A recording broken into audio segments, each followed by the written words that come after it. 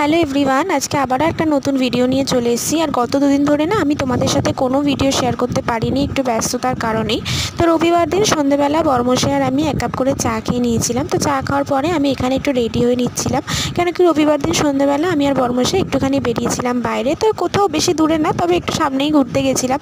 আর এখন না মুখে গরমকালে একদম বেশি কিছু অ্যাপ্লাই করা যায় না, এত পরিমাণে গরম লাগে আর ঘামও হয়। তো সেই কারণে একটু জাস্ট ময়েশ্চারাইজার আর ফাউন্ডেশনই শুধু দিয়েছিলাম। তো দিয়ে এখানে দেখো আমি রেডি হয়ে গেছি। আর এখানে না এই ড্রেসটা আমি অনেক দিন বাদে পরলাম। তো এটা এখন দেখছি গায়ে একটু বেশ টাইটই হয়ে গেছে, তবে এটা বোধহয় বেশি দিন আর পরতেও পারবো না। তো তারপরে আমি আর বরমশাই দেখো এখানে বাইক নিয়ে বেরিয়ে গেছি। আর এই সন্ধ্যেবেলার দিকটা না বাইক নিয়ে বেরোতে এত সুন্দর ভালো লাগে, পারে হাওয়াও দেয় একটা ঠান্ডা ঠান্ডা। দুদিন ধরে তো বৃষ্টিও পড়েছিল, তো সেই কারণে ওয়েদারটা একটু ঠান্ডাই ছিল। তারপরে এসেছিলাম পেট্রোল পাম্পে, কারণ বরমশাইয়ের গাড়িতে একটু তেল ভরার ছিল। তো ওখানে পেট্রোল পাম্পে আমাদের অনেকটা সময় লেগেছিলো, একটু ভিড়ই ছিল। তো তারপরে আমরা দেখো এখন এই রাস্তাটা দিয়ে যাবো। আর এই রাস্তাটা একটু অন্ধকারই থাকে। আর আমরা চলে এসেছিলাম হচ্ছে মধ্যমগ্রামের একটা ফেমাস লস্যির দোকানে। যদিও তোমরা এটা অনেকেই জানো, তবে আমি এটা কোনো ফুড রিভিউ করছি না, জাস্ট আমি তোমাদের সাথে শেয়ার করছি। আর এখানে না লস্যিটা এত সুন্দর করে বানায়, বেশ ভালো লাগে। আর এই গরমকালে ঠান্ডা ঠান্ডা লস্যি খেতে তো এমনিও সবার ভালো লাগে।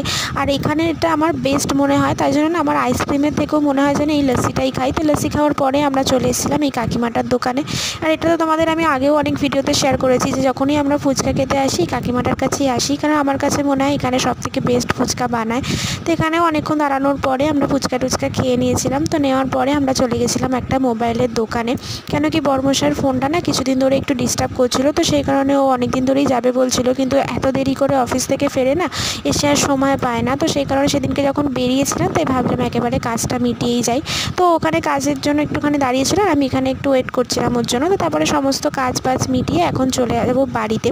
আর সেদিনকে না রাস্তাঘাটে প্রচণ্ড পরিমাণে ভিড় ছিল, কেন এখন চৈত্র সেলের জন্য না চারিদিকে দোকানে এত বেশি ভিড়, আর লোকজনও থাকে রাস্তায়। আর এত সুন্দর হাওয়া দিচ্ছিল, এই হাওয়াটাই না সবথেকে বেশি ভালো লাগে, কারণ ঘরের মধ্যে তো অত হাওয়া থাকে না, একটু গরম গরমই লাগে।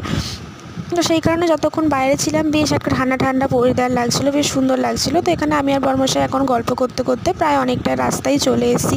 আর সেরকম আমাদের কোনো কাজও ছিল না। আর আমাদের এখানে না রবিবার দিন একটা জায়গাতে হাট বসে, তো এই হাটে দেখো কত লোকের ভিড়। আর এখানে অনেক মানুষজন আসে আর কি কেনাকাটা করতে। যদিও আমি এখনও কোনো দিনও এই জায়গাটায় আসতে পারিনি, এটা আমাদের বাড়ির থেকে একদমই সামনে, মোটামুটি 5-7 মিনিট মতনই লাগে। তো এখানেও দেখো কত লোকের ভিড়। আর আসার পথে একটুখানি গেছিলাম দিদির বাড়িতে, কারণ মা ছিল ওখানে দিদির বাড়ি, আর আমরা গেছিলাম বাড়ির চাবি আনতে। তো যাই হোক, আজকের ভিডিওটা আমার এই পর্যন্তই। তোমাদের কেমন লাগলো সবাই অবশ্যই দেখো, এবং চ্যানেলটিকে সাবস্ক্রাইব করো আর কমেন্ট করতে ভুলো না।